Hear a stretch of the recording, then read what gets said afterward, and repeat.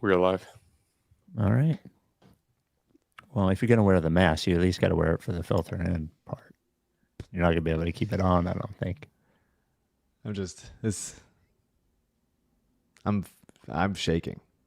I'm not in a place where I can do anything. From this angle, it kind of looks like one of those old football helmets from the 20s. Oh, yeah. Didn't really Yeah, protect with the people. leather helmets. Yeah.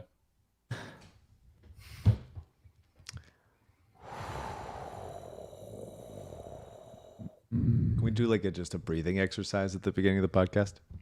CJ, do you know any breathing exercises? No, I definitely need them, though.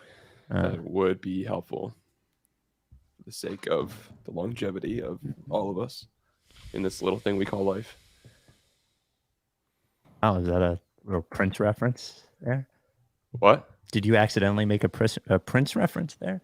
Maybe. I might. This little thing we called life was a beginning of Purple Rain sounding Prince reference. Oh, really? Yeah. Maybe that's where I got it from without knowing that that's Maybe. where it was from. Could be. Oh, man. Well, wouldn't be the Sixers if it wasn't difficult. I'm going to puke. Got to make it long, horrifying.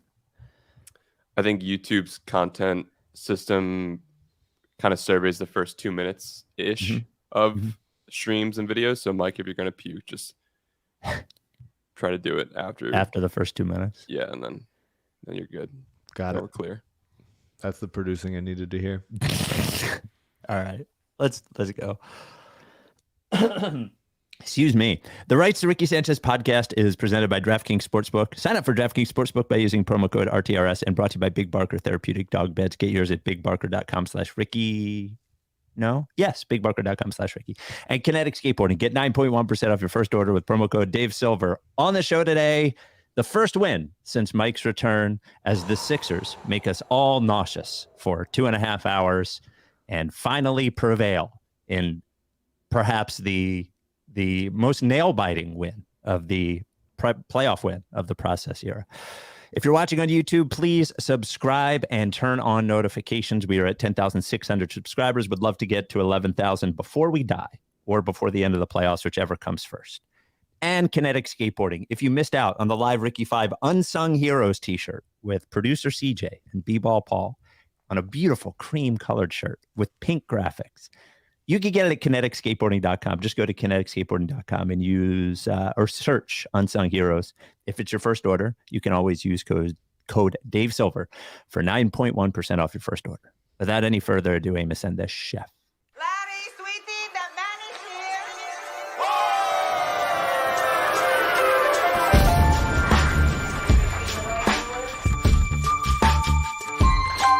Say the name, I say the name, I say the name. We were right, y'all. We were right. Even when it went wrong, we were right. We was right, y'all. We were right. So say the name. Say the name. We were right, y'all. We were right. Even when it went wrong, we were right. We were right, y'all. We were right. So say the name. Say the name. Say the name.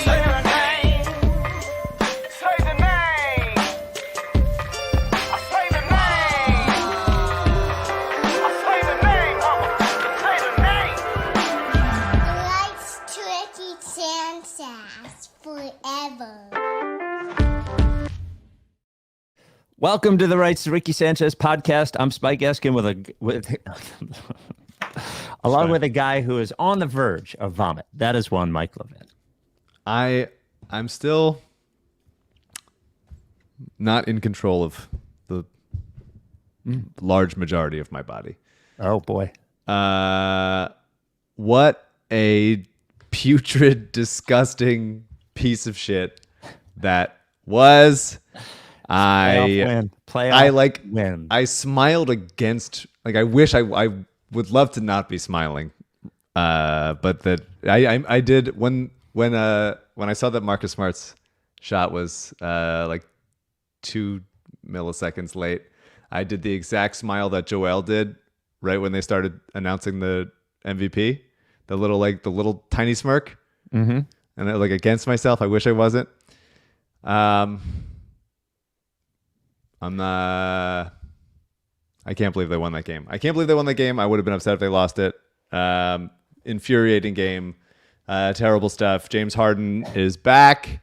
I think Rich Hoffman said this on Twitter. There is no wider gap between ceiling and floor of a current player than James Harden right now. Not even close, actually. Unbelievable. Yeah. This was the Celtics confetti game. I'm so glad that we came out on the right side of it. The Embiid hit the buzzer beater the night of my wedding against Boston. That didn't count, so this feels like retribution in that sense. I have a lot of notes from earlier in the game when I had thoughts about stuff, but at this point, it's just survive and advance. Doc is playing like 7 guys now. The series is tied 2-2. It's the first time in the Sixers-Celtics series of the process era that they didn't lose in 4 or 5 games. So at least there's that. So, oh god. So look, I agree with you on Harden. I don't even.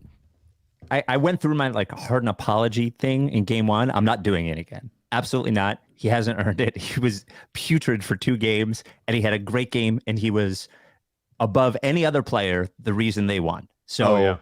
He gets credit for that. He had a great game. He doesn't have to have this game every time they play, but he cannot have the game that he had in games 2 and 3. Yeah.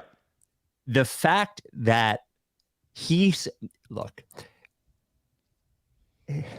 James Harden just bought Joel Embiid a watch, really nice watch. Joel should have to give it back to him now after this game. He should give him 10 watches. Mm-hmm. Joel's performance in the fourth quarter, getting owned, just fucking getting his repeatedly shit shoved back in him, so much so that Joel turned into Ben Simmons. First, we had Harden have a Simmons moment. How does it keep happening? Who's going to become Ben Simmons next? Maybe it's me. He owes him this at the very, very least, aside from several watches and a thank you and a card, a letter. At the end, if the Sixers don't win this series, Joel at least owes him no passive-aggressive disses in the press conference. I think that's fair. After the game. I think that's fair. And that's worth several Rolexes. Absolutely. Look, Joel played great for the first 2.5 quarters of this game. And when he became the primary offensive option down the stretch, Horford owned him. They did double team him sometimes, but mostly it was Horford owning him. It doesn't have to last forever. It does not have to be the signature of Joel Embiid's career. It doesn't even have to be now, thankfully, it doesn't have to be the signature moment of this series, but it cannot happen again. He's smaller than you. He's fucking 100 years old. He's Al Horford. It can't happen again. Thank God James Harden was there and did that, because this could have been a career defining loss for Embiid if James Harden didn't do that. Honestly, it could have been. So I am thankful, incredibly thankful for Harden. Thankful for the PJ Tucker offensive rebound in N1. Absolutely. Which, thank God, if you paint yourself into a corner as the PJ guy, he will make 1 or 2 plays a game that make you say, yep, that's what he's playing for. But it was a tough game, and I love that he gets in everybody's fucking face, even Embiid. I love it. Well, because he saw it. Like that's the difference between this team seemingly all year and every other iteration of the Sixers in the last 5 playoff runs, is that PJ is willing to like say the shit that has gone unsaid in many other things. I guess Jimmy would have been like that also, but they didn't get enough opportunities to go through it together. Like Embiid was dying out there, and maybe it's partly because his conditioning isn't back, and he played a ton of minutes today. Doc took B-ball Paul out way too soon several times, so there's a chance that he's like, he's got the bulky knee brace, whatever. These are excuses, obviously, but like he absolutely got sunned by Horford again and again in the meat of the fourth quarter, and PJ getting in his face and saying it to him is something that I don't think that a previous team would have done. So I'm thankful for the rebound. I'm thankful for the bucket. I'm thankful for the and one. And I'm thankful for him screaming at Joel to tell him, like, hey, man, you're the fucking MVP. This guy's dying. Al Horford is close to death. He's going to retire so soon, and then he's going to go to a pasture and fucking clap in the wilderness. Gotta beat him bad. And finally in overtime, he started catching the ball on the move a little bit more. He started being a little less deliberate and more like just physical and imposing, and he got a little bit going more in overtime, which was great, and that was huge. But yeah, I mean, Harden with Michigan State shooting survivor John Howe in attendance just has, I would say this is better than game one. I would say he played a more full game than game one. He had one turnover. He had 42 on 23 shots. He just ran good offense, except for like a couple possessions that were like shot clock violations or near shot clock violations. He ran good offense all game long. And he hit his first step back of the game. That was huge. And then got to his mid-range a bunch of times, got to his floater a bunch of times. This was the first time it felt like his floater was back in several months. And then he hits it to tie it at the end of regulation. And then the three in the corner off the catch all season long, all career long. An enormous James shot. Harden has been asked to shoot off the catch, to not be a total zero when he doesn't have the ball in his hands. And he takes a shot off the catch with Jaylen Brown closing in on him. Huge shot. I mean, I can't believe it went in. I'm so happy that they won this fucking game. I don't want to know the person I would have become had they lost this game. I would have been a bad guy. My whole lifetime of being a good guy would have just gone out the window. I would have become a bad guy. And I really was worried that Harden would have just stayed melted down the entire time, because he fucking melted down game three. Yeah. Worse than Joel did. Joel had a couple bad possessions, was in his head. Like, we've seen Joel do that a couple times in crunch time here and there against the guy that he's having trouble with.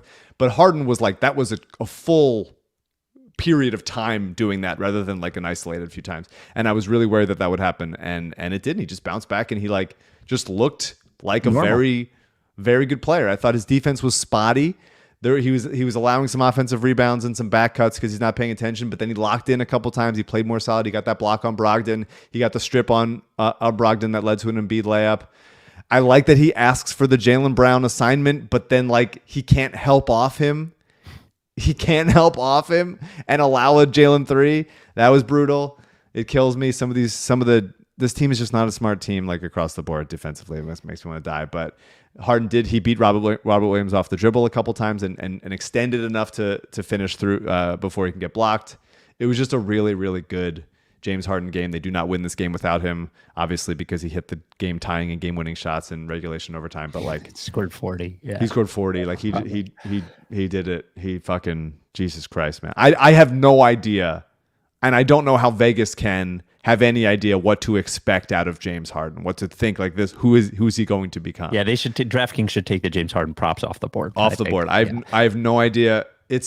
I don't know. There's a supreme level of confidence, and then the confidence goes away, and then he looks slow and old, and then now he looks like he's bouncy and he's getting by people and he's scooting by people and he's getting to his mid range and he's taking steps.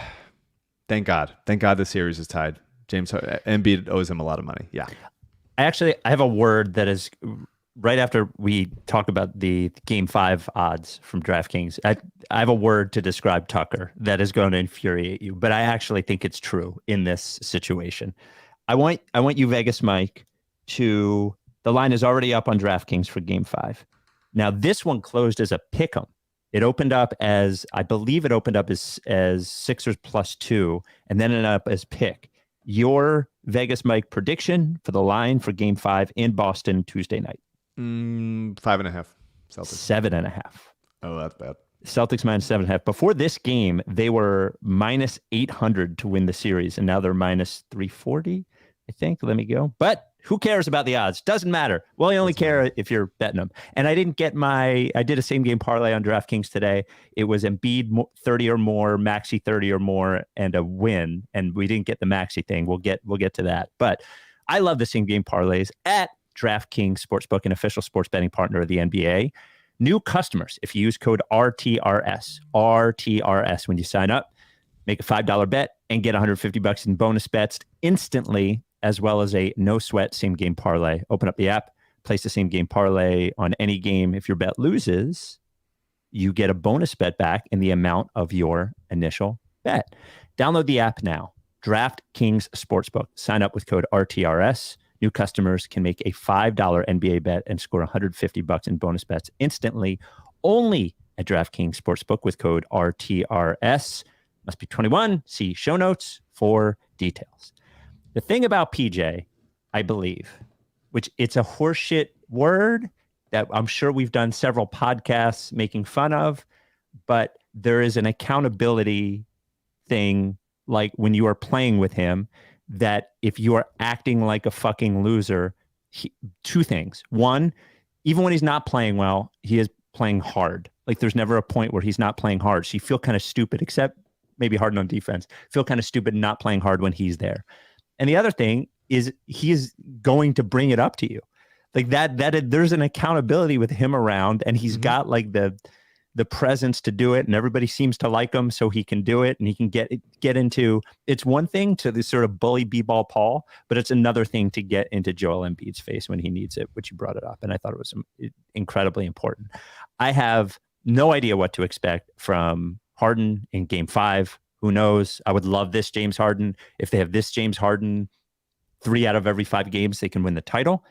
If they have the other James Harden, then they will lose this series. They might lose last series. Yes, they might go back and give it back to him. Yeah, I mean, PJ was taking the shots that he was supposed to take in the corner. I appreciate him doing that. He hit 1 of 4. That's fine. Yeah, he hit 3 of 4 the last game. So yeah, he's just got to take them. He's going to make him. He's going to miss them. He's not going to shoot 50% on them. He's going to make him. But he has to take them. Otherwise, he's got to get pulled. He gets called for a bullshit offensive foul. Yep. When Marcus Smart takes a dive, and I'm just going to do it now because people have been asking me to do the ref thing. Like, how on earth do they keep getting fucking baited by Marcus Smart? Like, they have to know. Like, Can Draymond gets a to you about the refs though, and then you can go on your. Okay. Let me just ask you to consider this. Sure. Over the last 10 years, we have learned that the shots that everyone is trying to get, layups, 3-pointers, and free throws. Never have free throws been more valued in the NBA than they are in the last 10 years. Yeah. It causes more players to foul grift than ever. Like Absolutely. They're all acting all the time, constantly. It does make, I'm not being a pro ref guy, but it does make their job infinitely harder when everyone is doing this all the time. Right. And I think the answer is no calls. I'm telling them not to do their job. If do their job is whistle, don't blow whistle. Fair. I'm making it easy on them. Yeah. It's just like, especially on a call where like he just takes a dive and it's not related to the play. It's not like there's like a bang bang situation where he's going up with something and there's a shot and there's got to be a call, something. He's just like going to set a screen and then he like falls onto his face and they're just going, okay, I'm calling it. Here I am. They're really the most gullible people on the planet. I hope that they are ashamed of themselves at all times. Obviously, Marcus Smart was lunging a little bit into Joel while he was taking the charge at the end there. Joel had already gathered before he's there. What is he supposed to do? Like, there's not an ability to do anything about it. The people who made the rules of basketball fundamentally don't understand the game, and the refs also have never seen a game before in their lives, so that's what they have to do. It's a joke. Obviously, just make a no call. If it's a bang bang play, it can't be one or the other. Just say nothing. Just say no call. Like, there should be much more of those. Really, really pathetic stuff there. And then obviously Jason Tatum shoves Tyrese Maxey out of the way, extends the arm in front of the ref. There's an angle of the ref looking at it and then not making the call.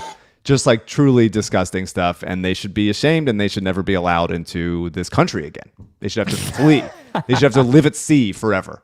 Just pathetic. Shout out to ESPN website. As I went to look at the box score, I got the loudest water ad in history. That's fine. So that's what that was in the background. Back to Embiid, just because he was, the game was more than him just like having a really tough stretch against Horford and then starting to lose confidence in himself. I thought he was really active on the offensive glass. I think that was huge across the board. How many rebounds? He ended up with 3 offensive rebounds, 10 defensive. He got a foul call on Horford at the end of the game when he was going for an offensive rebound, and that was huge to get the possession back there. It does feel like he doesn't get the big rebound. It feels like the big rebound always goes above his head. Tatum came up with one over him, which was really infuriating. But I thought the most interesting thing that I saw out of how they used Embiid tonight or today was how they got him the ball in the post early, and then they went away from it. And it was by using interesting actions of like, it was Melton and Maxey for the most part, of like cutting up and cutting down and pin downs to get him the ball where their guys were moving and Embiid was moving, so that it wasn't just Embiid stationary, someone holding the ball here, everybody else standing there while Embiid tries to get the entry pass. There was movement, there was cutting, there was like screens being set, and those actions and not standing still couldn't let Boston just help off of guys because they were having to handle their cutters. And I thought that was great, and then they went away from it, and I don't understand why. Embiid and on those actions where Embiid got the ball in the post after those cuts, he got a cross-court kick out to Niang for a 3 and then an and one on Smart later. I thought he was great defensively. Boston did a good job pulling him out sometimes, especially late to maybe when he was too tired to get shots at the rim. I thought that was nice. But yeah, I mean, he's still excellent. He had 34 points on 26 shots, got to the line a bunch, hasn't hit a 3 in seemingly 3 months. I would like him to hit one. Did you notice? I didn't see anybody talk about this online. Boston was in semi-transition, and it was Brogdon with the ball, and Embiid is there, like kind of gesturing at the basket, like please go to the rim so I can block you. You didn't see that? Okay, no. I need to. Someone had to have seen that, and I would like someone to clip it because it's really funny of him going like, "Come on, go ahead!" Like I would love to see it. And Brogdon smartly said no, thank you, and pulled up for a 3 instead and made it. But yeah, I mean, he was electric with the mid-range. When he can, I think it was interesting because he was playing slow and deliberate and calmly shooting over guys, and then Horford adjusted and then started blocking those, and then Embiid had to adjust in overtime and got to be on the move and got to be more physical and scored off of those, and then made a great pass to Harden. By the way, not just a pass to Harden, but a good pass to Harden, not like at Harden's feet or at over Harden's head. Right where it's supposed to be. Huge play. And so aside from those like 6 bad minutes, even maybe less than that, it felt very disheartening. But overall good game for Embiid, but with some concerning 2017 meltdown vibes there with Horford. Yeah, I've got to say he did obviously a lot of good things to end up with 34 points and 13 rebounds and yada, yada, yada. All I'm ever going to remember from this game is that Harden saved his ass. Like, he did. all I'm ever going to remember, and it will be, like it or not, there are things that stick with you for your career. Like, he's going to have to obliterate Al Horford in the next game to make that go away. I hope he knows that. The other thing that I did want to note about his play, because you mentioned the pass to Harden, is I thought it was a particularly accurate passing night from him overall. He did make a couple of passes out of the post, like cross court, one into the corner and then one onto the wing that he doesn't. That he doesn't usually make that pass. He doesn't usually even try that pass. He just goes to the top of the key and then they try to swing it over. But he made those passes and he made them really well. He didn't do it a lot, but he had felt like a more accurate Embiid passing game. But that said, this performance was about Horford obliterating him. For sure. Yeah. For sure. But points in the first quarter matter just as much as points in the fourth. So we sure. Fine. Yeah. Yep. I did think like they did show a lot more energy and toughness than game 3. 100%. They should have lost this game. I mean, they the way that they fell apart, they should have lost this game. You know, they kept melting. They kept giving them like 5 or 6 points at the end of each quarter. That just like, hey, they're in good shape, and then like a couple little runs here, and then like, God, Boston just keeps getting the like fluky ball doesn't touch rim and it goes right to them and it starts a fast break, and like so many like loose balls just always go to them, and it's so frustrating. And obviously Jaylen Brown is incredible. He was carrying them early in the game. When he's hitting, there's no one that we have to defend him. That's why you saw Harden on him at the end, which was particularly upsetting. And they just have a collection of huge shot makers that just hit so many backbreaking shots when they do get those fucking caroms, even after good defense. Like I feel like Malcolm Brogdon hasn't missed a shot in this series. I feel like Derek White has never missed a floater. There's just, and Marcus Smart was hitting and Horford was hitting, and it just felt, God, it just seems so much easier for them. On top of the stuff that like it's easy for them to get open looks. And it's so much more easy for them to get open looks than us because we're helping unnecessarily. And there's so many guys, Harden, Tucker, sometimes Tobias, that can't move their feet and they can just easily get blown by several of the guys in Boston's rotation. But it just feels like they have, even when we play tough, they just hit tough shots. And then it's so much harder for us. And it seems like they have their shot clock is like 37 seconds long and ours is like 11. Yeah. Like that feels like it's not fair. It shouldn't be the case. But they push it up and they have opportunities to like, oh, this isn't open, so let's reset. Whereas Harden is dribbling the ball for much of the possession. We're waiting it out, and then there's got to get hoist something up before it's too late.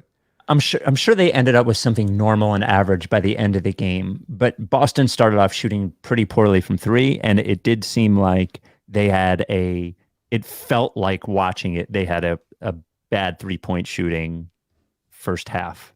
You know, they both shot 38% from three. Both teams. How many did Boston shoot total? 17 of 44. Sixers 13 of 34. Wow. And you feel it, and you feel them getting more shots up. Those are good. Almost all of those are good, clean looks. But the Sixers didn't turn the ball over. That's the difference in Game 3. In Game 3, they were turning the ball over. Tonight, they only had 7 turnovers, which in an overtime game is really, really impressive. Tobias, actually, let's do a good one before we do a bad one.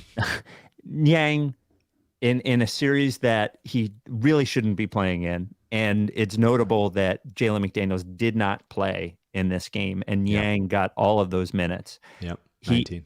He is completely useless if he's not hitting threes. But when he is hitting threes, he is very useful, especially on the Sixers right now.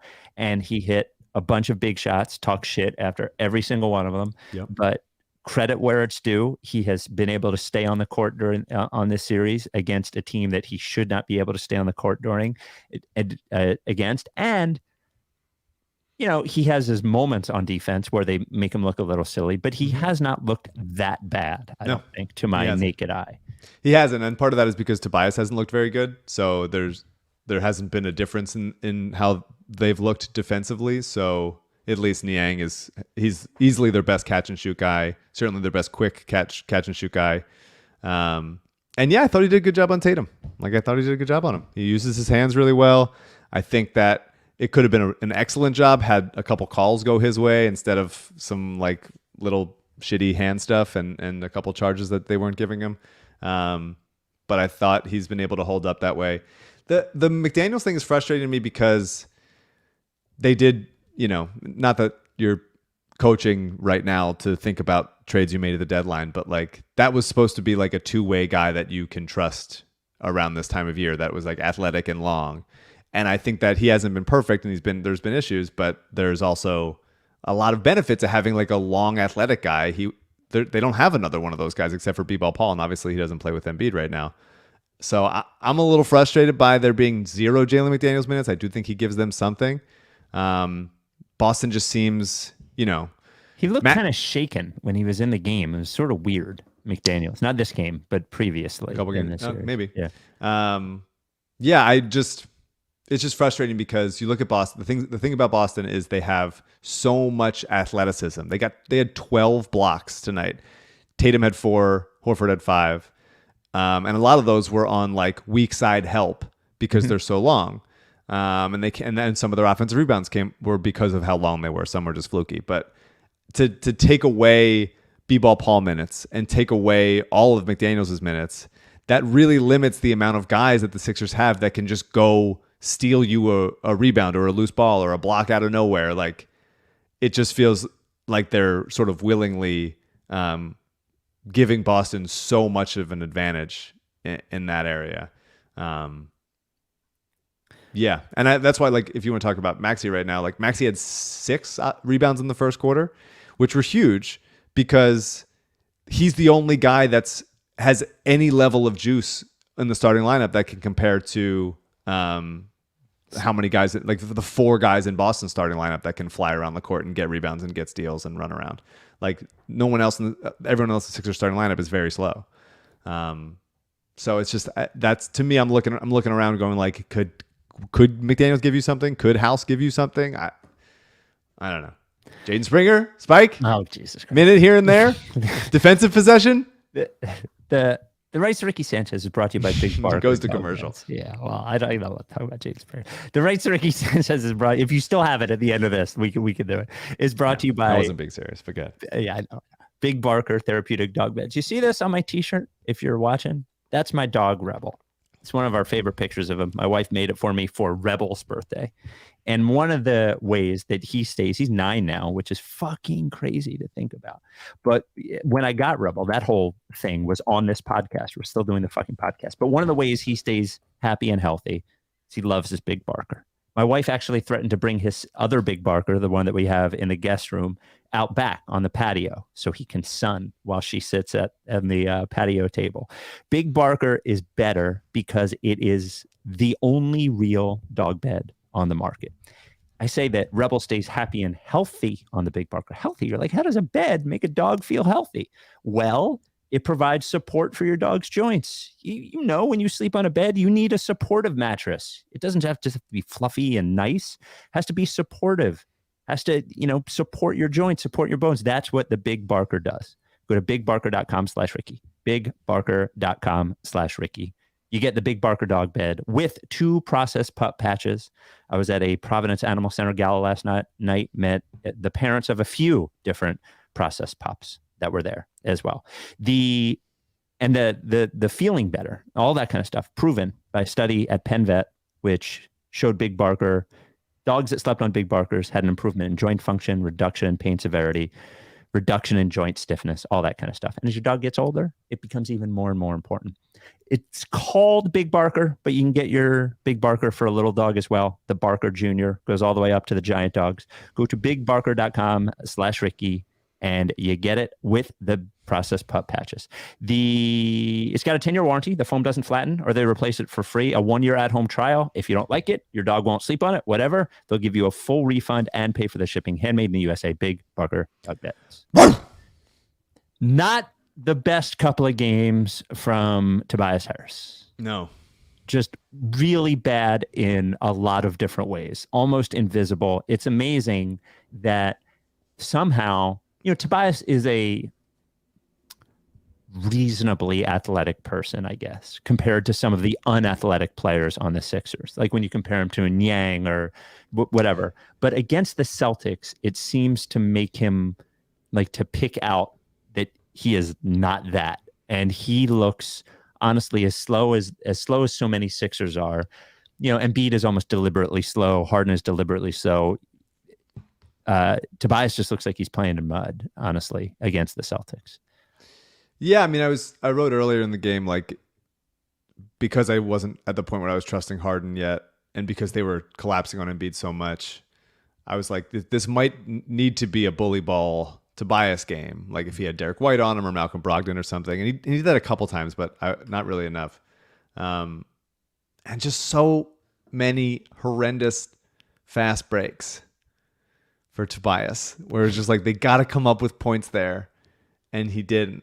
Now, I will say, and he finally made one, I will say, I also played like shit today and did similar things to Tobias in my game this morning, so I can't really get on him too much because I did play like dog shit.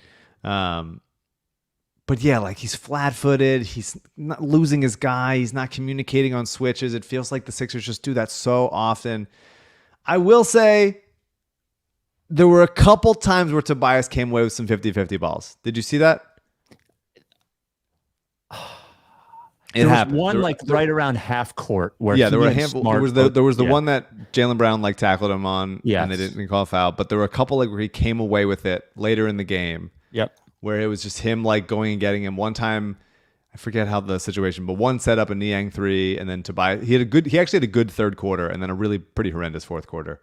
Yeah, he's just he's Tobias, man. I would like him. He tried to dunk a bunch of times. That's I appreciate the attempt. I would like him to finish the dunks. I believe that when we had him on here, one of them, right? He got fouled. He got fouled by Smart. Yeah, Yeah. And obviously Smart hit his arm, and they didn't. He wanted a review. That would have been a fun review. Yeah, he's just Tobias playing 45 minutes and 9 points on 10 field goals is not good enough. But he was a plus 14, so there's your inexplicable good plus minus in this game. Maybe, according to the chat, good point. Maybe just PJ Tucker needs to fucking yell at him for. Yeah, yell at everybody. Yell at me. They got two days in between the next game. Just call up Tobias and fucking chew him out. Yeah, there you go. Maxey, we should talk about. We didn't talk about him too much. I was excited when he hit a nice jumper early that was like him looking for his shot, him going for like getting into a rhythm himself. And then he just like kind of disappeared again, and he has weirdly bad. I didn't notice this much as a thing all season, and maybe it's just a Boston thing because they have so many long guys that are so good at rotating over. But he's making bad decisions of when he's going up for shots around the rim. There's too many rim protectors up there, and he's going to take a layup. And like obviously he can only dunk sometimes when nobody else is around him, but like. When you're a point guard. I know he's not still like developing as a point guard, but like when you're drawing that many guys, you gotta fucking kick it out, man. Like somebody's open, and there's just not enough reading that situation. He got blocked a bunch of times. Now he got blocked by Rob Williams, even after Embiid told him like not to do that and like be mindful of that as a shot blocker. But then I still admire the moxie because he went at him the next play and then a couple plays later and did score against him, but. Yeah, he hasn't gotten into rhythm offensively. I think he hasn't been great against the Celtics at any point this year, honestly. Yeah, I mean Derek White's a really good defender. He's quick. He can stay with him. He's bigger. He makes it hard on him. And when he does get by those guys, there's usually rim protectors waiting. I liked there was one time when he got by Jaylen Brown towards the end of the game when Rob Williams wasn't in the game and he like put his head down and got to the rim. That was nice. But yeah, he's still looking for his shot. He still needs to get some level of like an in-between game or like a slow it down, get a guy on his hip type of thing that you see like veteran point guards do. And I would love for him to start to get fouled on some of those plays. He didn't go to the line at all this game. So he's still young. He's got a lot of growth to do, but yeah, they're gonna need him. He played 45 minutes tonight. I will say, like, I thought his defense has been pretty excellent. He helped weak side to intercept a Tatum cut, and then he stood up Tatum on a mid-range shot that he forced an air ball on. I think there's been a tremendous amount of growth over the last month or so from Maxey on defense, and I think that's allowed them to survive a bit more. But yeah, the offense needs to come along. It's funny. I had a whole folder of voicemails to play from the last 2 days, but would only make sense if they lost because there was a bunch of people swearing off the Sixers and telling them to go fuck themselves. Yeah, no, they should definitely go fuck themselves. Even though they won this game, they should. Yeah. It was a bad Melton game. He took 1 3. I don't even remember it. Like he was just kind of a non-factor. He's got the same Tobias problem on another awful blown layup. Like, come on, man. Like they just have to dunk more as a team. Like Boston had 12 blocks, and that's because too many Sixers are going up soft. Go up strong. Like I'm saying this, and I don't love that I'm saying this. Let like Montrezl Harrell show you how to dunk when you shouldn't be allowed to dunk. I'm not saying play him. I'm not saying play him. I'm not saying play him. I'm just saying in practice you're there. Like Trez should do like a dunking seminar. Of just like loading up and fucking going up with it, including Embiid, who too often goes up soft, man. Like dunk the fucking ball. I'll be honest with you. Dunk the fucking ball. Even B-ball doesn't like try to dunk on people. He dunks. No, not too often. But he doesn't like try to dunk on. Not too often. He did. So talking about B-ball, Harden passed to him on the roll when he wasn't even open, which is a huge thing. Harden wasn't passing to him at all this season, and then he started passing to him when he was wide open, and now he's passing to him when he's not even open. Paul makes a great play. Pump fakes to get Robert Williams out of the way, and then gets a reverse dunk out of it. Paul, that's kind of his move. The reverse dunk is kind of the B-ball Paul signature. And I really didn't like, Doc was coaching for his life in the fourth quarter there. B-ball plays 2 minutes. They got a couple offensive rebounds, but it wasn't because B-ball wasn't getting them. He was switched out onto the perimeter and having to cover either Tatum or Brown and contesting shots, and they weren't hitting those shots in front of him. And then the other guys weren't rebounding in front of him. So I thought it was weird that they would take B-ball out and go small ball when they already weren't rebounding. They already weren't getting offensive rebounds. Like, why? That seems like the opposite of what you should be doing. And then that was only really for one play, and then they put Embiid in. And I just think, like, yes, Embiid is great. It's the playoffs. He's got to be prepared to do it. But, like, you got to be able to trust B-ball Paul for more than 6 minutes. And he was good. He was fine. Like, other guys need to rebound also. He can't get every rebound. Like, I know PJ is going to get on him for it, but, like, you can't. I think I'm not excusing Embiid, like, folding against Horford in a big chunk of the fourth quarter against him. But, like, part of that is the fact that he's fucking tired after playing 40 some minutes because you're not trusting the backup center. And I think, like, they need that kind of B-ball energy. They need that level of, like, length and athleticism and just going and get a play and steal your possession kind of thing. And I hate that Doc took him out. I hate it. And I hope he comes out in game 5 and makes him pay for that. We have a couple thousand people watching us on YouTube live right now. If you're watching and you're not subscribed, please hit the subscribe button. CJ, where is it on their screen? Pop up. Is it below? Below? Yeah, bottom right. Right below. Subscribe below. Wow, CJ. CJ pops up. He's like, "Oh, there's a couple thousand people here. I'm showing my face. Let me show my beautiful face." 833 Lickface is the voicemail. I'm doing these unscreened because we'll never get to play these if we don't do it. Spike Mike Francisco Bermuda, MD, resident podcast doctor here, self-proclaimed, of course. I mean, has there ever fucking been a more Philadelphia ending to a game? The heart attack, the sweaty palm, the skid marks. I mean, are you fucking kidding me? And through it all, you're only wondering one thing. Is Ben Simmons still tucking it back before sitting down to piss in the morning? Oh, love you guys. See, that's what happens when you do them unscreened. You get a little thing like that at the end. There you go. There you go. So, Mike, do you think they're going to win the series? I don't know. I don't feel like I'm just along for the ride. I'm just a passenger holding on for dear life to, like, one hubcap, just getting dragged on the ground and begging for someone to stop for gas. But I'm alive still, and they're 2-2, and I would fucking love for them to win fucking game 6, man. That would be huge. I would really game like 5. that. Or win in 6 games, you mean? I don't know what I said. The next game is whatever. I would like them to win every game. I think that's really my general demeanor. Would you agree regarding this? In the history of the playoff era of the Ricky, I have often said when people ask me to do interviews and stuff about the team, or when they insist on talking to me about the Sixers in real life, which is just fucking torture. I love you. A couple people tried to do it to me this morning, and I was just like, I don't know. I faked having to pee to get out of a conversation about earlier today. Some at work. Hey, you're Sixers. Please don't. I don't want to do it. Please, God. Please don't. No disrespect. Please don't fucking ask me about this. If you, some disrespect. Yes. The Sixers are a lot of things, but they're definitely not mine. No. If they were mine, things would be different. If you want to know what I think, let me send you a link. Yeah, here's a link. Here's a QR code. Anyway,